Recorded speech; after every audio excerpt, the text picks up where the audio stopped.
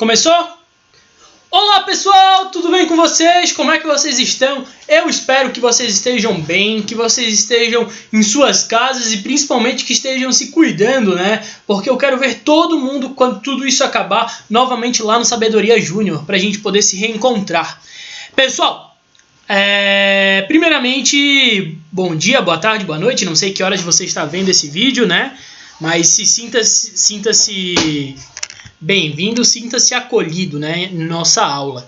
Normalmente a gente vai gravar aqui com o computador, talvez dê uma falhinha, talvez a imagem fique um pouco ruim, mas preventivamente não, é temporário. Voltou a palavra que eu queria usar. Vamos lá então, vamos para a nossa aula. Hoje a gente vai falar, essa semana, gente, provavelmente vocês já assistiram o outro vídeo, né? Então vocês já sabem que essa semana a gente vai ter os nossos 30 minutos, os nossos cerca de 30 minutos semanais de aula separado em duas aulas, né? Vocês já tiveram os primeiros minutos de aula, que foi um videozinho bem bonitinho, uma animaçãozinha com um lapisinho, e essa é a segunda parte da aula, né? Onde a gente vai falar sobre conteúdo novo, onde a gente vai trabalhar mais focado na parte do conteúdo, né? Aquela parte primeira foi uma revisão, até para vocês relembrarem, conseguirem fazer aqueles super exercícios da apostila muito bem e excepcionalmente. A gente está usando palavras novas, né? Então, excepcionalmente. Tranquilo? Tranquilo, então. Vamos lá para... Deixa eu fazer um negocinho aqui que eu tenho que fazer. Assim, aí vocês veem os bastidores, como é que é os bastidores, né? E eu faço isso aqui. Só preciso configurar agora aqui meu relógio para a gente não passar muito do tempo, senão vocês não vão gostar mais da minha aula, né? Porque são aulas demoradas, ninguém gosta. Vamos falar sobre o quê? Sudeste, é óbvio, é o assunto que a gente está trabalhando agora, né? Nessas últimas aulas é o Sudeste, a gente já trabalhou o Nordeste, como vocês já sabem, e agora a gente está trabalhando o Sudeste do nosso país, essa região maravilhosa que possui 4 estados, né? Minas Gerais, São Paulo, Rio de Janeiro e Espírito Santo. Tranquilo? São esses 4 estados que fazem parte dessa super região mega importante para o nosso país. E com toda certeza, como vocês já vêm acompanhando as minhas aulas e como vocês já viram a revisão da minha aula da parte 1, eu acredito que vocês já sabem o porquê que essa região é tão importante, né? Quando se fala em indústria, quando se fala em dinheiro, quando se fala em um monte de coisa. E aí, quando a gente começa a falar sobre dinheiro, tem um pouco de petróleo na minha mente, e o petróleo me lembra ouro, porque para mim petróleo é o ouro negro, né? E aí o ouro me lembra mina. E mina me lembra uma coisa muito importante, que é o nome de um estado no nosso país, da região Sudeste. Isso mesmo. Mina lembra Minas Gerais, que ganhou esse nome justamente por conta da mineração, né? Vamos ver aqui. Será que agora eu falo das atividades de casa? Antes então de ver Minas Gerais, a gente vai trabalhar as atividades de casa. Vamos relembrar as atividades de casa, né? Comente o que levou as indústrias a escolherem outros municípios do estado de São Paulo e outros estados do Brasil. Ou seja, comente por que as indústrias resolveram sair de São Paulo. Era isso. Espero que todos vocês tenham feito, tá? Espero que todos vocês tenham feito. Depois eu vou dar uma olhada e vou cobrar vocês... Quem não fez atividade eu vou cobrar. Comente o que levou as indústrias a escolherem outros municípios do estado de São Paulo e outros estados do Brasil, né? Por que as empresas resolveram sair de São Paulo? Isso foi bem fácil, eu falei muito na aula da semana passada, né? Por que as empresas resolveram sair do estado de São Paulo? Vocês lembram muito bem disso, vocês precisam relembrar disso. Qualquer coisa, assistam minha aula novamente. Não tem problema não saber, tá? Assistam a aula novamente, revejam, releiam, mas façam essa questão, é muito importante. A gente lembra... mas vamos corrigir. Quem não fez agora tem que dar uma pausa no vídeo e tem que ir lá fazer, tá? Tem que ir lá fazer. E aí agora, para quem fez, continua na aula, que aí eu vou dar a resposta. A resposta é, né, a gente lembra Por que as empresas resolveram sair de São Paulo, as indústrias? Porque tinha muito congestionamento, porque tinha muita enchente, porque os terrenos eram muito caros. Vocês lembram, né, que os terrenos eram muito caros. Os terrenos eram caros. Tinha a questão também da violência, enfim, do tráfego, né? Eu já falei das filas. Só para eu ver se tá gravando certinho. Eu tô aqui no cantinho direito, inferior, tudo certo. E também por conta dos impostos altos, né?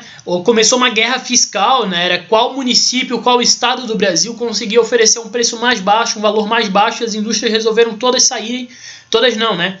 Resolveram sair para ir para outros lugares, porque ali elas iam ter uma economia com impostos, uma economia com transporte, uma economia com uma série de coisas, além de pagar salários mais baixos para os profissionais em outros estados do Brasil ou que ainda não tinham se industrializado, né? Mas a gente não pode dizer que São Paulo teve uma desindustrialização, que a indústria em São Paulo caiu, né? O que aconteceu foi um freio. Ela parou de crescer como ela estava crescendo, porque começou a sair algumas indústrias. Mas o número de indústrias ainda que nasciam ainda era muito maior do que o número de indústrias que saíam, né? Então o estado de São Paulo até hoje ainda continua sendo um estado muito importante, porque não houve desindustrialização, né? Não houve uma debandada gigantesca de indústrias a ponto das novas indústrias não conseguirem cobrir esse vácuo, né? Tranquilo até aqui? Então a gente tá com a resposta aí prontinha para você colocar e espero que todos tenham feito, né? E quem não fez agora já pode voltar, se já não voltou. Vamos lá? Vamos falar então sobre o estado de Minas Gerais, como a gente estava conversando, né?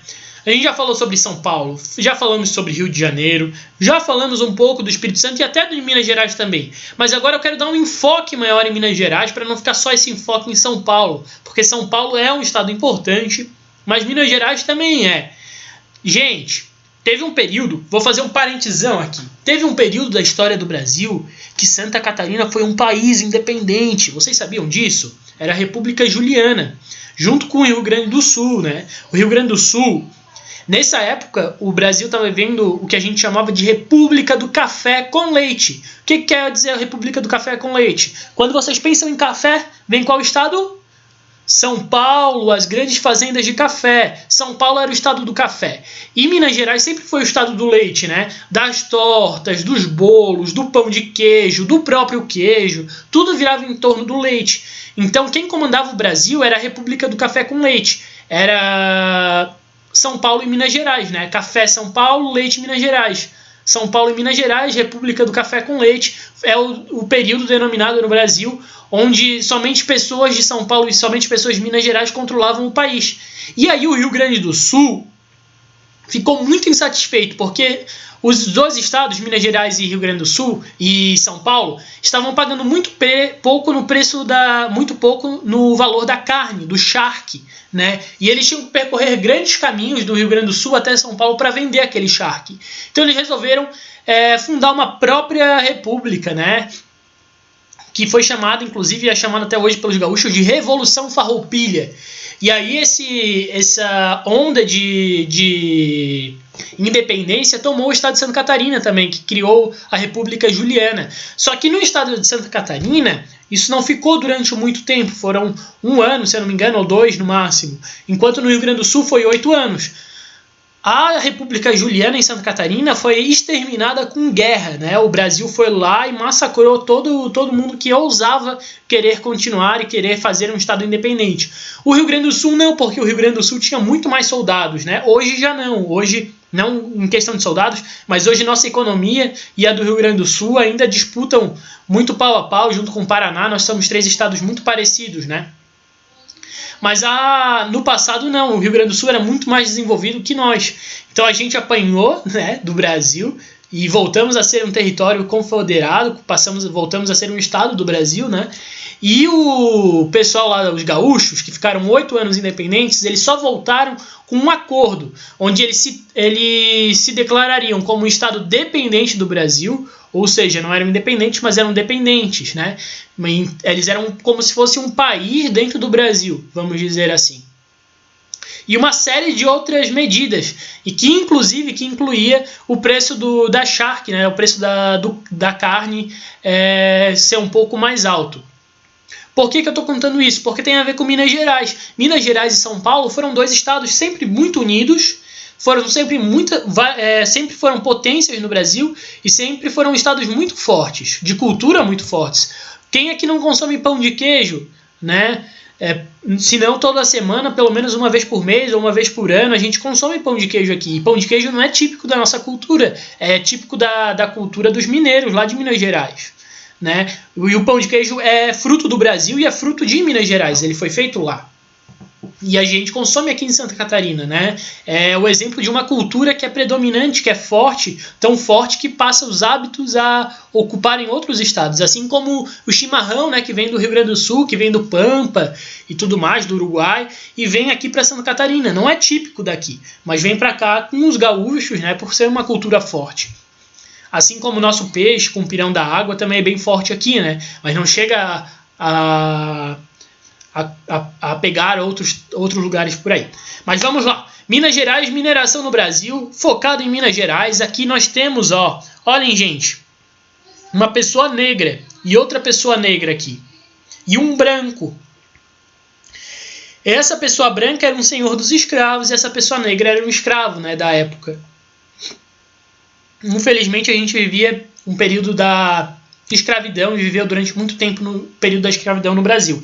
Quadrinho da esquerda ali, Escravos Britadores, pelo um pintor italiano chamado Carlos Julião, que no final do século XVIII ele desenhou esse quadro aí, né, pintou esse quadro e retrata o trabalho escravo nas minas ali de diamante no Brasil, né? E à direita a gente tem uma máquina de mineração ali, uma produção de minério de ferro no quadrilátero ferrífero, na porção centro-sul de Minas Gerais, atualmente.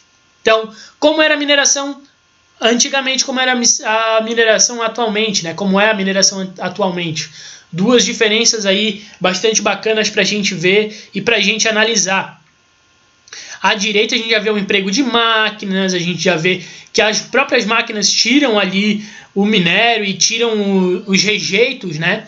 E a esquerda não, a esquerda são as pessoas que têm que fazer tudo, né? Enquanto hoje a gente tem máquinas, antigamente as pessoas precisavam fazer. E eram pessoas escravas, né? As pessoas escravizadas. Eles não eram escravos, eles eram escravizados.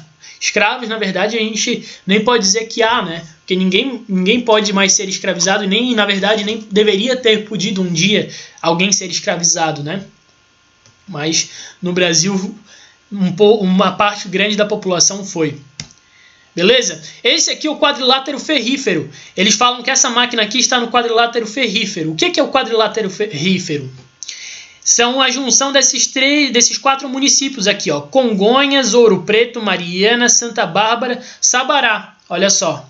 Esses 4 aqui, que eles formam um quadrado, um quadrilátero. Um quadrado não é bem um quadrado porque não tem todos os lados iguais, né? Então é um quadrilátero. Tem 4 lados. Que é uma porção onde fica a maioria das minas, né? A maioria das atividades da mineração, principalmente ali em Itabirito. Aqui a gente tem, por exemplo, Ouro Preto, que virou famoso por conta da extração do ouro. Quando vocês tiverem a oportunidade de ir em Minas Gerais, visitem Ouro Preto, é uma cidade muito bonita. Que nós temos Mariana. Vocês lembram de Mariana? O que aconteceu em Mariana? O acidente, né, com os rejeitos da Vale, que desabou lá e contaminou a cidade toda, assim como Brumadinho. O que acontece? Para te fazer a mineração, tu vai escavar um pedaço de terra. Aquele pedaço de terra pode ser que tenha um pouquinho de ouro, um pouquinho de diamante, um pouquinho de minério de ferro, depende do que tu tá minerando ali, mas vamos dizer que tu tá minerando ouro. Tu vai pegar, vamos dizer que tu tá minerando minério de ferro mesmo. Tu vai pegar o que te serve, que é o minério, né? E o que não te serve é rejeito, é terra, é rejeito.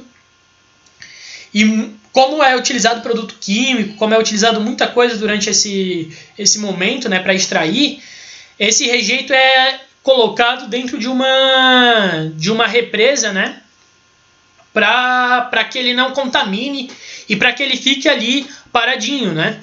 Só que, como as minas já são muito antigas, alguns rejeitos, algumas barragens de rejeitos vieram a cair, como é o caso de Mariana e Brumadinho, que aconteceu aqui no nosso país. São duas tragédias ambientais, né, pouco investigadas até agora, não se houve uma condenação muito forte, mas está andando.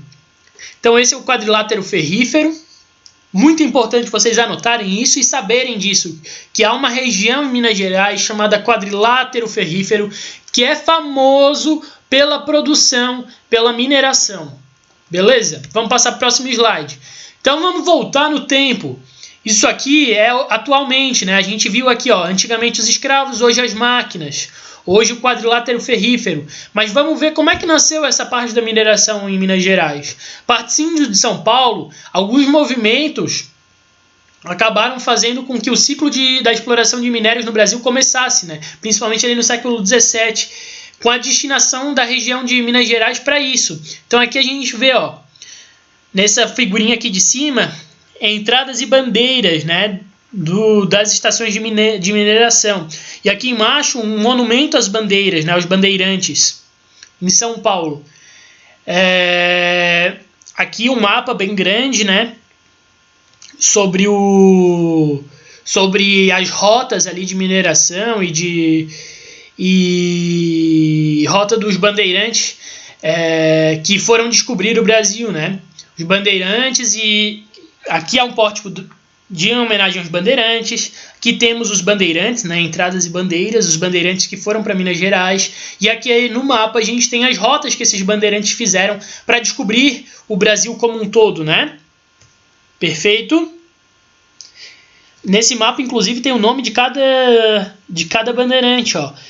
O que veio aqui para baixo se chamava Fernão Dias Paz, que veio aqui para o sul. E qual foi a importância da mineração no Brasil antigamente?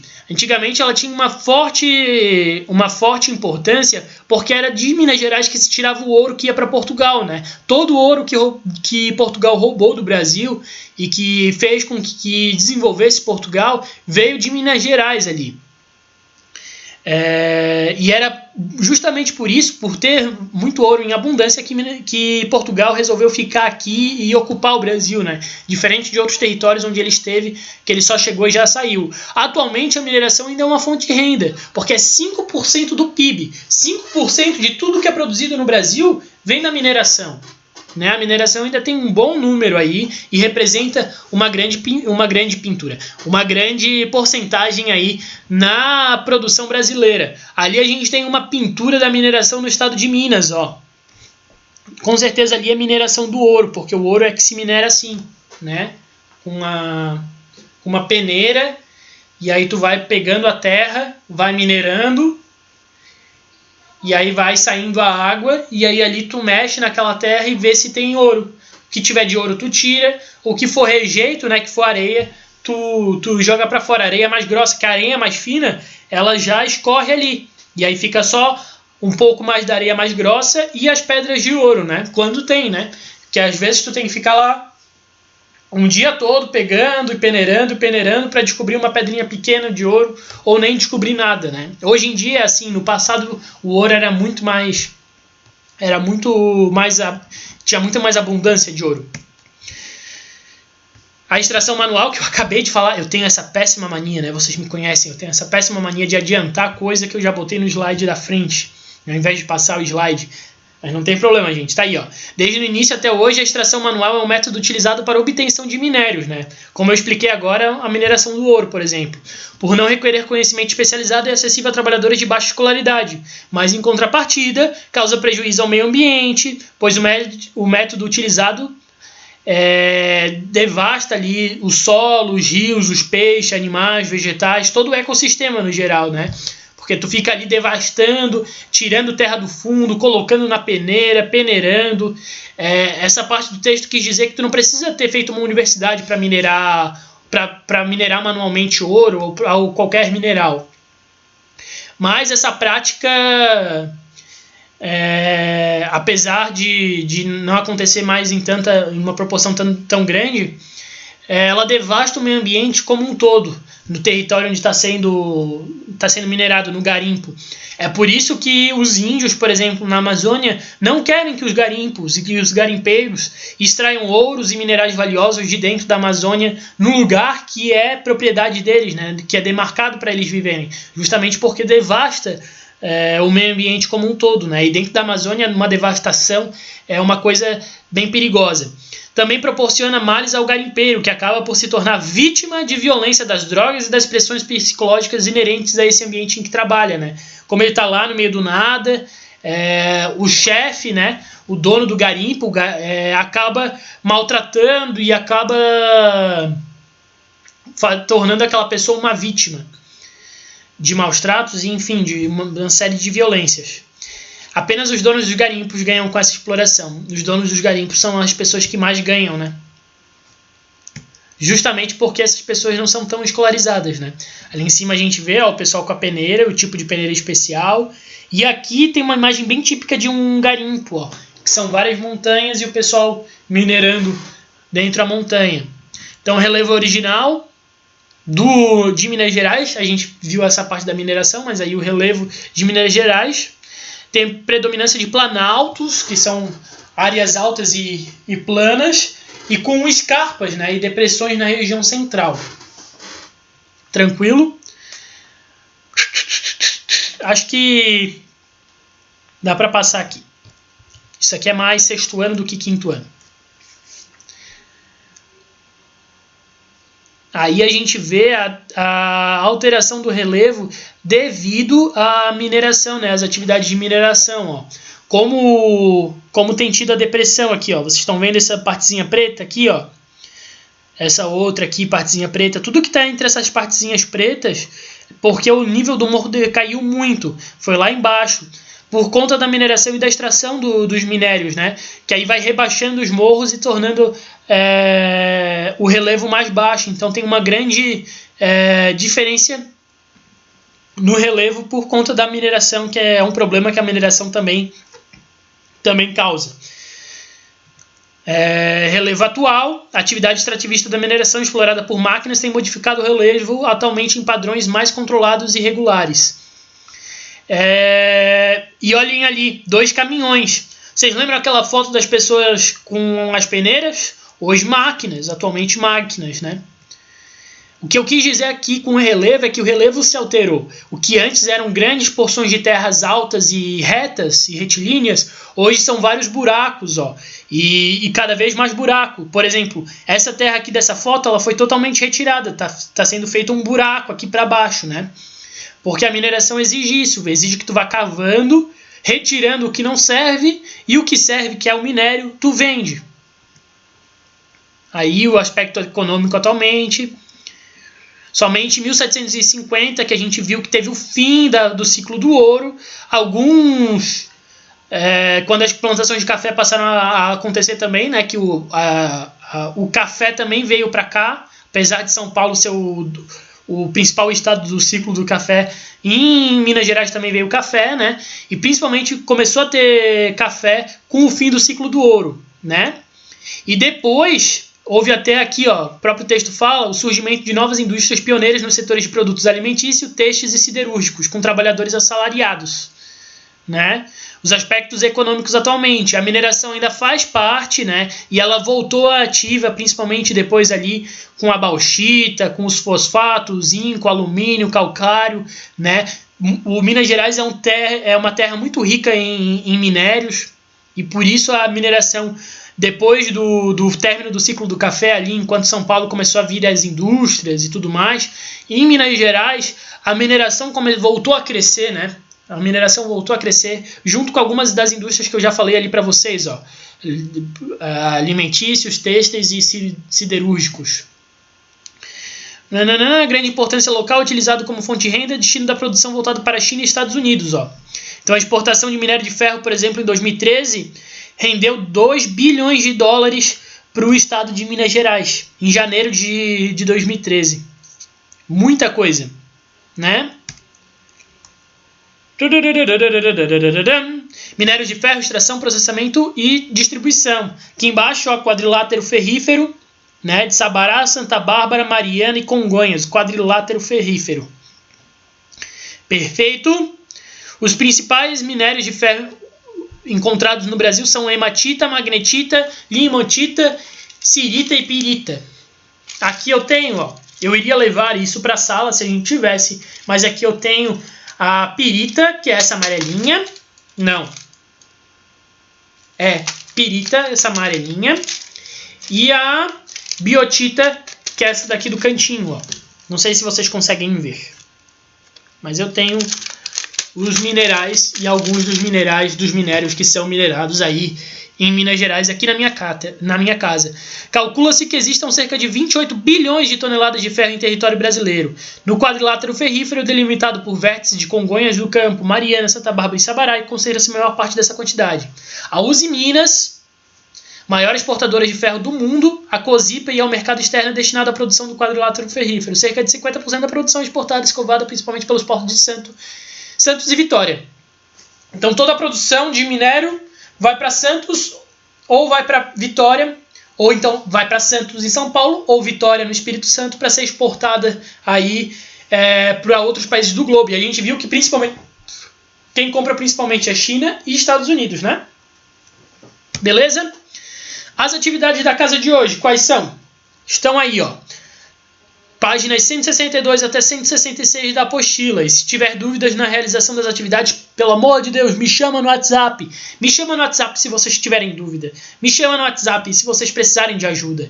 Me chama no WhatsApp se vocês quiserem conversar. Me chama no WhatsApp se por acaso vocês quiserem comentar sobre a minha aula, se viram alguma coisa legal, se às vezes vocês têm algum mineral em casa, se vocês viram um filme interessante que lembrava da minha aula, mandem mensagem para mim, podem conversar comigo. Beleza?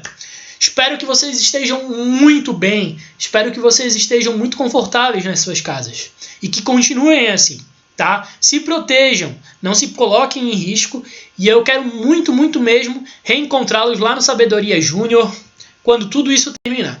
Deixa eu fazer aqui a transição para eu poder dar um tchau para vocês, tá? Um grande abraço, pessoal, e até a semana que vem na nossa próxima aula.